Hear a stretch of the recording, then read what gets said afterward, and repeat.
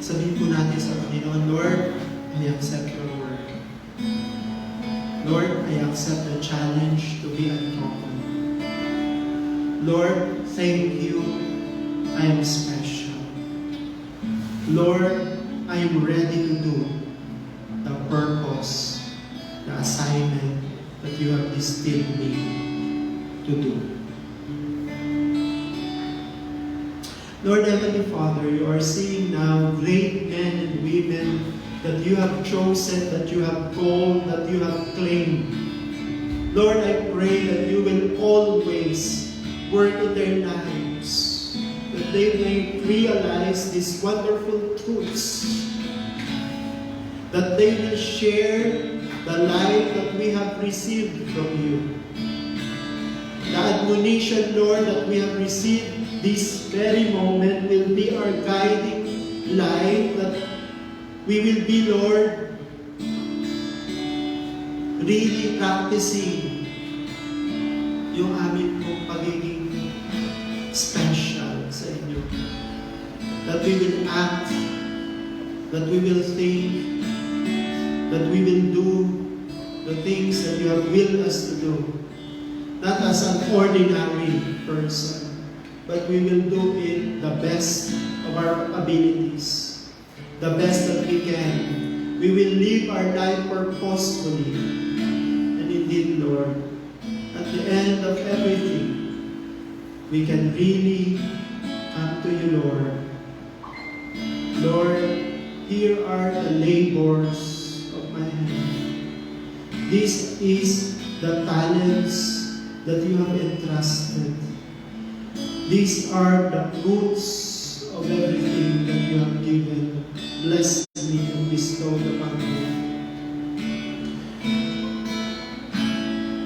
And lo, we will receive the highest commendation that you will give to each and every one that serves you.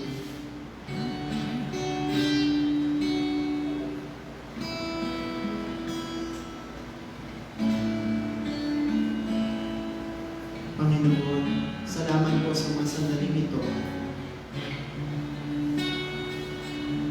Salamat po, Lord, na ang inyong salita ay nagpapakita sa amin ng amin pong value, ng kung sino po talaga kami.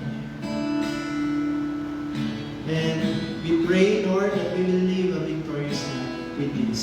We give you honor, we give you praise, we declare your glory. In Jesus' name we pray.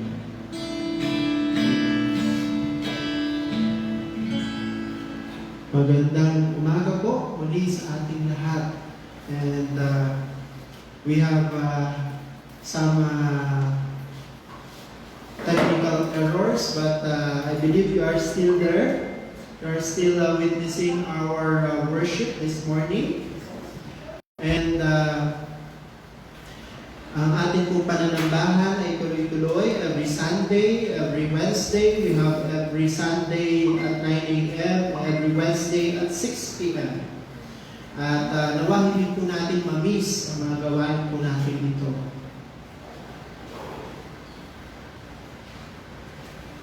We also have our online cell group.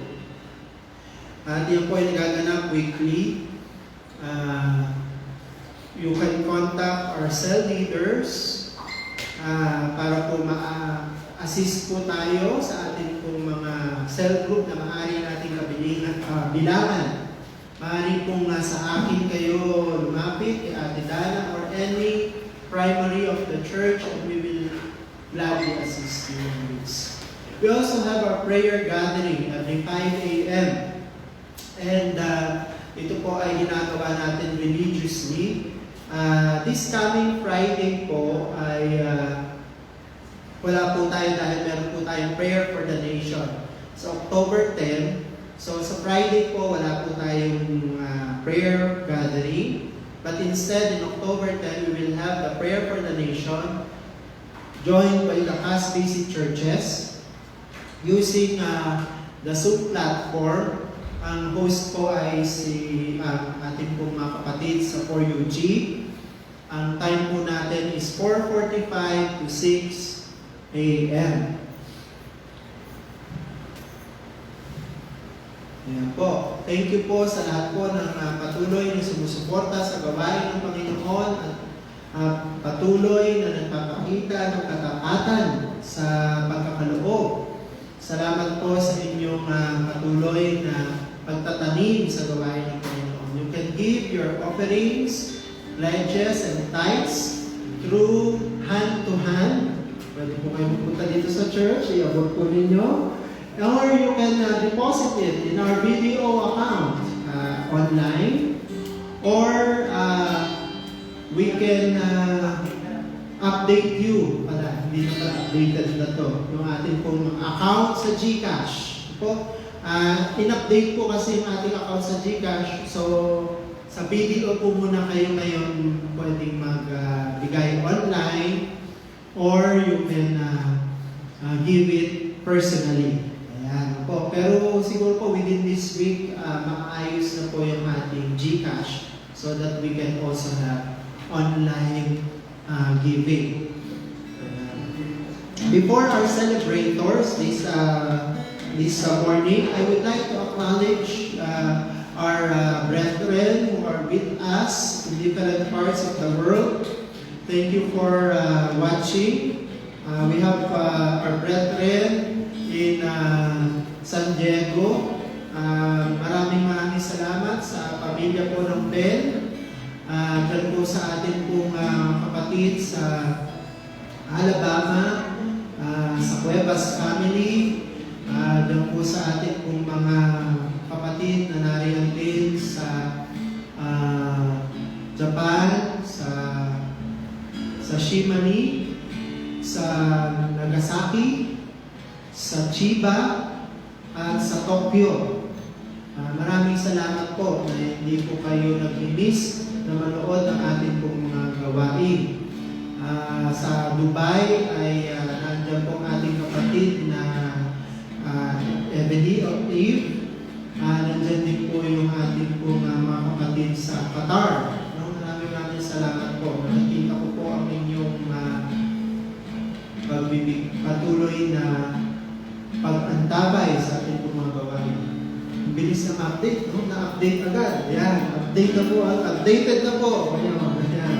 Ang ating pong GCash account. Yan na po yung bago. Po? Yan na po yung bago nating GCash account number. So, we can give even in online. Po? Ayan. Po, para po maging updated tayo. Okay po. Noong Wednesday po ay nag-celebrate ang ating kapatid na Larry, Austria, ang ating celebrator. Pero noong October 1 po, sumunod ng araw, ay nag-birthday po ang ating mga kapatid. Ito po, na I believe, sana po binati natin sila sa Facebook. Si Ate Trixie Pagunsan celebrated her birthday on October 1. Ganun din po ating Ate Gina Pasupin. Sino kaya ito si Faith Abenido? Anak ni Aya. Okay, anak ni Aya. Si Faith Abenido. And syempre po, ang ating po, bumaba. Ayun. Si Rochelle Magbuyaw is celebrating her 11th birthday today. Yan, today. Kung mag-i-stay po kayo, mararanasan niyo po ang masarap ang halingan. Yan. At yung iba pa po ay mga sa susunod. Sa Wednesday po, syempre yung akin pong pinakamamahal at nag-iisa na asawa. Yan. Si Ate Gaya. October 7. Yan. And October 11, si Ate Charm Lozano, ang nag-iisa po ni Kaiha ng mga Lozano. Ganun din po ating pong mabait na kapatid, si Ate Angelica de Chavez, October 13. Ayan po. And yung iba po ay sa susunod na linggo ko na po babatiin kasi medyo malayo-layo pa po yung iba. Pero ngayong October po ay talagang napakarami po nating celebrators. No? How I pray na sana nasa physical gathering tayo. No? Yung physical gathering to, palagay ko talaga iba ang celebration natin. But even so, tayo po ay pwede naman po maki-celebrate sa kanila sa pamamagitan po ng ating pagpati. Po, batiin po natin sila sa kanilang mga special day. If we have any prayer requests, meron po kayong mga message, you can comment it in the Facebook page sa atin pong comment section, or you can PM me, PM Pastor Don, or PM Ate Dana, if you would like your prayer request to be confidential. Mananatili po sa aming po mga prayer ang inyong prayer request. If you would like it to be confidential. Maraming salamat po muli sa inyong pong pagsama, at maraming salamat po na kayo po ay patuloy na sumusuporta sa ating pong mga gawain. Tayo po ay magwakas sa isa pong awit, at bago po ang ating pong panghuling basbas.